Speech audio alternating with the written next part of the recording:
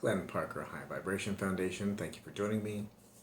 So, I think I'm going to do like a channel just for movie reviews because I always have a lot to say.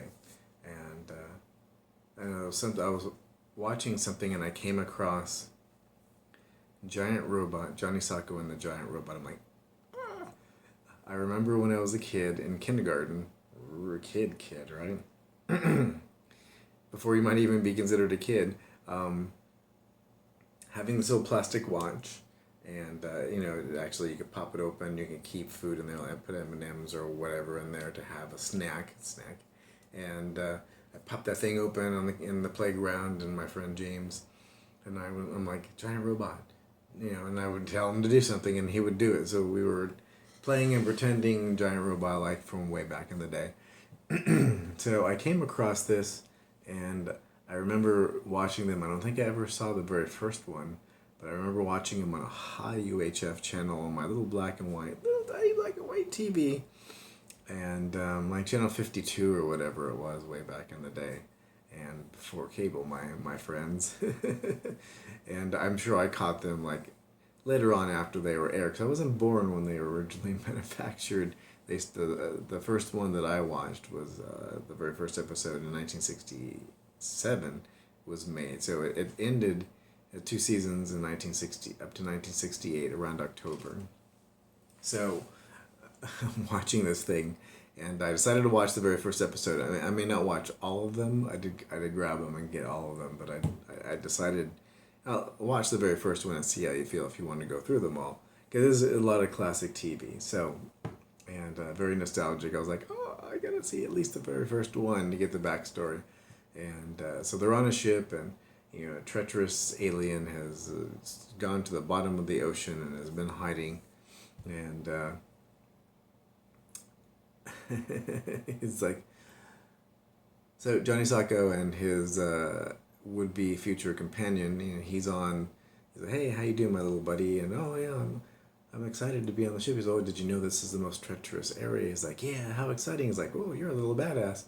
And so his little partner, the older gentleman, pops off and gets on the little radio transceiver to Unicorn's secret agents. And to headquarters, nothing here, everything is all clear.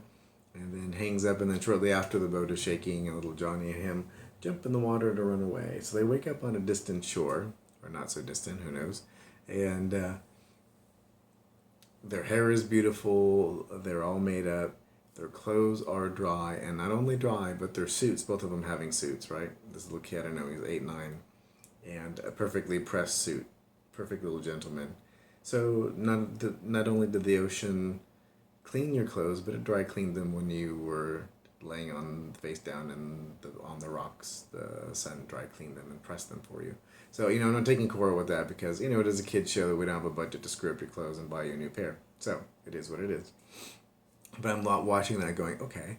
And so they run off to this facility that is the Gargoyle Gang's facility for the bad guy that's sitting in the bottom of the ocean. And they come across the mad scientist after running around who built the giant robot. And he's like, well, the first voice print is the one, that will be there. That will be the person that he obeys. And he's like, I've set a nuclear bomb to blow up in 5 minutes. So they're like, what? And they didn't seem all that concerned.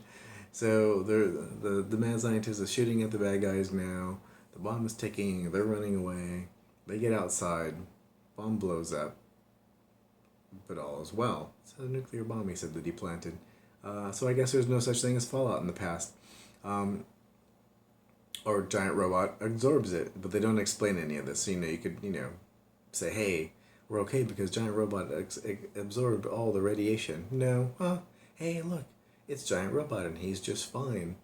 And so he says something, and he happened to grab the watch that controls giant robot. He was the one that actually had the first voice command in it. So giant robot's now their friend, and now they're, hey, take us to headquarters. And so they're flying through the sky, God only knows what speed, with rocket jets on the back of the giant robot in the robot's hand. And they're sitting there just chilling, going, hey, how's it going? And, you're going like 500 miles per hour, or Mach 1, 750 and above. I don't know, I think you'd be hanging on and pissing yourself. Anyway, so it's a kid's thing. So they're going through the air, and they get to their destination. So I don't know this whole thing. So let's backtrack just for a second. So little Johnny, Sokko is running around. Bad guys are chasing him. The main guy is down, and finds a machine gun from one of the bad guys, and little Johnny just picks up a gun and is running around with a gun. And of course, the big guy's not taking any exception to this one. He's like, whoa, what's going on? So little Johnny is a badass, all right? And it's an interesting role model for kids where a little kid is running around with a secret spy, right? With a gun. And nothing is ever said like, hey, don't wave that thing around or anything. And he seems on the ball and ready to, I'll fucking pop a cap in somebody's ass. I was like, damn, you are a little badass. So I don't know, I would say overall it was extraordinarily entertaining. The acting was pretty good. It's dubbed because it, wasn't originally done in our language. And it was dubbed very, very well. And I think it holds up even in modern times. It's an interesting storyline. X-Men and some of these newer things and the cartoons they stuff do are a little tighter. As far as storyline, I think we're, as a generation, a lot more intelligent than back in the day. Kids are a lot more intelligent now and able to process a lot more information and see congruity flaws, like, in the storyline, like a nuclear bomb going off and everybody being okay and not explaining it type of thing.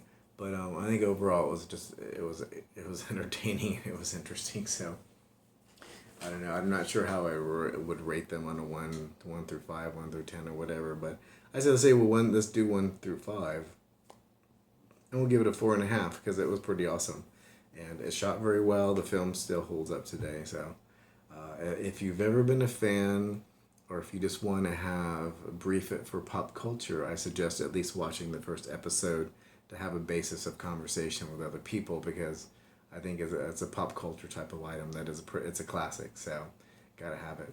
Thank you very much for joining me again, Glenn Parker, High Vibration Foundation, coaching life, business, and spiritual. And please like, subscribe, and share if you've enjoyed this. There's always tons of stuff going on below. In the description, there is just an endless amount of information always being updated, so check it out. It's always cool stuff there for you. Thank you very much, and have a lovely day.